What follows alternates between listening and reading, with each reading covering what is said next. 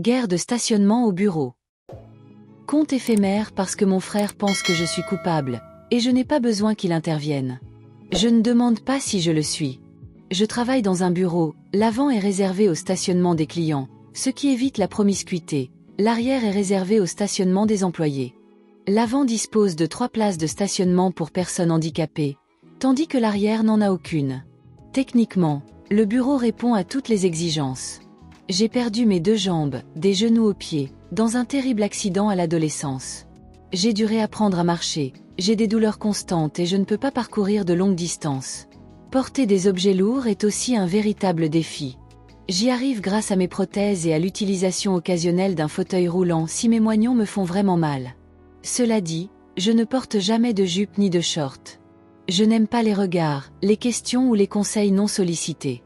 Quand j'ai commencé à travailler, j'ai demandé si je pouvais me garer devant, mais mon bureau m'a simplement attribué une place réservée près de la porte arrière. Ils ont même installé une petite pancarte indiquant qu'elle était réservée.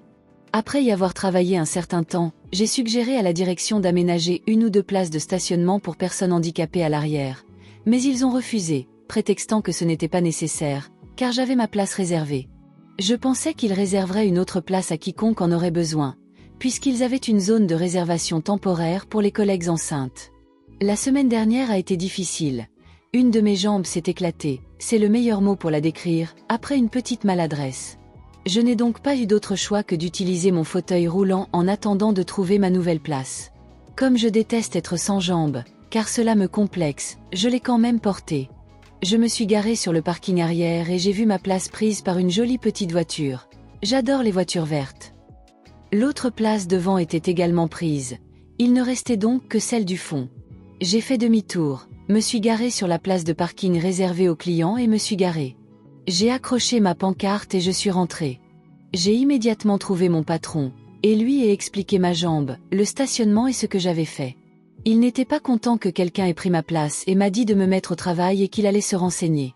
Vers midi, il m'a retrouvé et m'a expliqué que c'était la fille du patron. Elle avait commencé à travailler ici et n'était pas au courant pour le parking.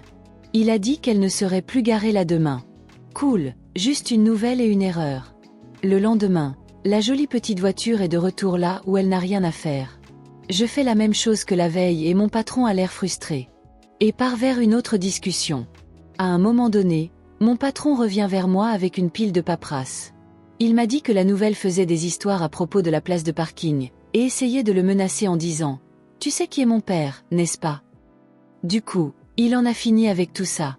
Au lieu de monter à l'échelon et de se battre contre elle pour faire entendre raison à son patron, il s'en prend au RH pour l'absence de place de parking pour personnes handicapées à l'arrière. Depuis que j'ai commencé à travailler ici, nous avons changé de direction au sein des RH et de notre service accessibilité, et il sait que certains sont très conciliants. J'ai rempli les papiers et il les a repris.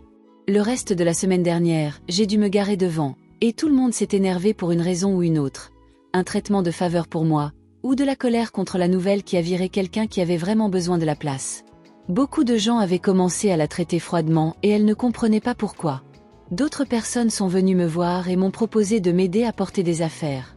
Elle a vu ça et pense que je ne suis pas assez jolie pour ce genre d'attention, et que je ne suis pas professionnelle. Ce matin, j'ai vérifié à nouveau l'arrière, et sa petite voiture était tout au fond. À ma place réservée, il y a maintenant un panneau handicapé brillant et rutilant. En arrivant, je l'ai entendu se plaindre bruyamment au personnel d'accueil, et exiger qu'on lui fixe un rendez-vous avec papa aujourd'hui, car elle n'a pas envie de traverser un parking avec des jambes en parfaite santé, à en juger par sa jupe et ses talons.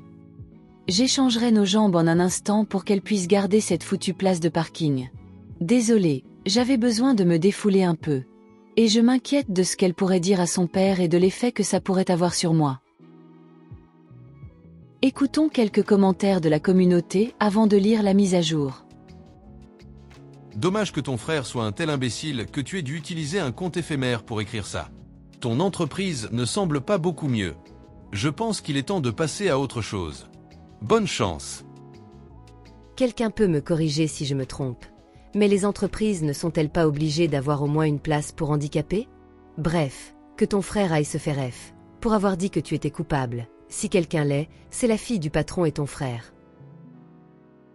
La dernière fois que j'ai vérifié les lois sur les Américains handicapés, Il fallait une place pour handicapés pour 25 places de parking. Donc, si vous avez 100 places, 4 doivent être réservées aux personnes handicapées. Si vous avez 76 places, 4 doivent être réservées aux handicapés. Mise à jour, un jour plus tard. J'ai apprécié les gentils mots qui ont répondu à mon petit coup de gueule agaçant d'hier.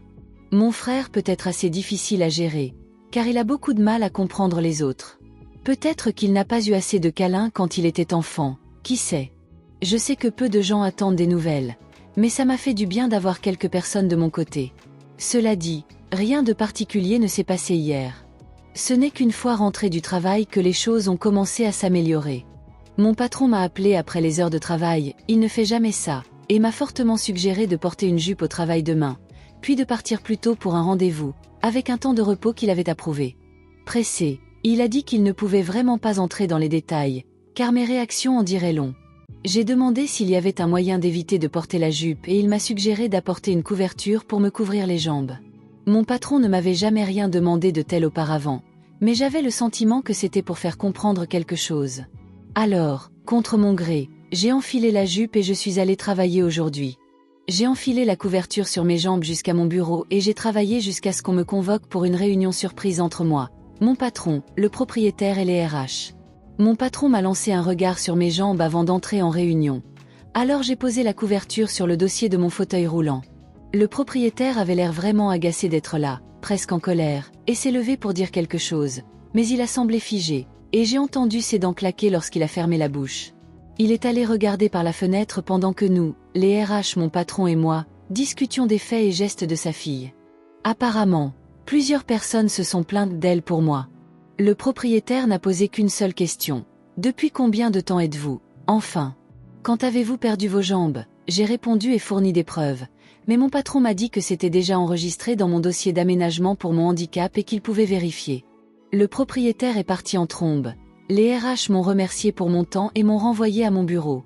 À midi, je partais et la fille du propriétaire rangeait son compartiment en pleurs, tandis que son père se tenait au-dessus d'elle, l'air le plus sombre que j'ai jamais vu.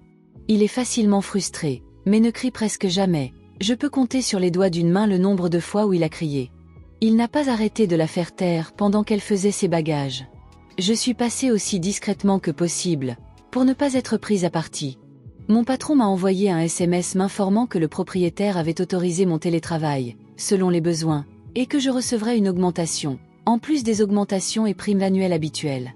Il m'a également dit que le propriétaire demanderait à sa fille de me faire des excuses. Ça s'est mieux passé que je ne l'aurais cru. Merci à tous de votre écoute. Écoutons quelques commentaires de la communauté avant la fin de la vidéo. Génial. Je suppose que papa ne voulait vraiment pas de procès. Je trouve que c'est génial d'avoir un patron aussi bon. Et le propriétaire n'est pas complètement stupide.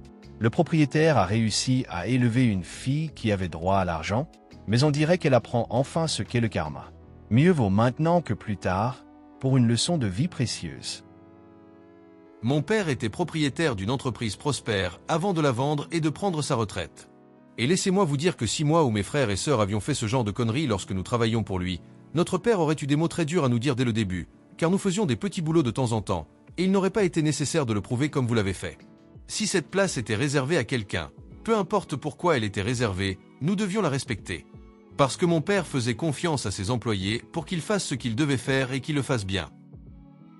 Je suppose donc qu'elle a prétendu que l'auteur mentait au sujet de son handicap. Mais cette question, depuis combien de temps êtes-vous, enfin, quand avez-vous perdu vos jambes, implique qu'une question de chronologie a été soulevée. Peut-être l'a-t-on accusé de s'être coupé les jambes pour obtenir la place réservée aux handicapés. Vous n'avez pas perdu vos jambes quelque temps après que ma fille ait été accusée d'être la plus grosse bêtise du monde et que cette réunion ait eu lieu, n'est-ce pas? Merci d'avoir écouté cette story.